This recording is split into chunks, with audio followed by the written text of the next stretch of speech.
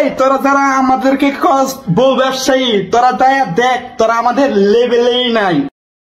না না না না, আমার নাতিরা প্রতিবন্ধী না, তোমার লেভেলে আসার কোনো প্রয়োজন নাই। কেন নাই? এত বিশাল বড় প্রতিষ্ঠান নিয়ে আসি এবং আল্লাহ পাকে হাত পা সব ঠিক রাখছে, কাজ করে খাচ্ছি। এতটা অঙ্গ প্রতিবন্ধী হয়ে যায় নাই যে তোমার মতো বউ নিয়ে আমরা রাস্তায় বাইর হব, বইয়ের পাশা দেখাবো, বইয়ের বুক দেখাবো, ওইটা দিয়ে ইনকাম করব। না না, তোমার লেভেলে আমরা কখনো আসতে পারবো না, কারণ আল্লাহ পাকে আমাদেরকে এখনও প্রতিবন্ধী করেন নাই।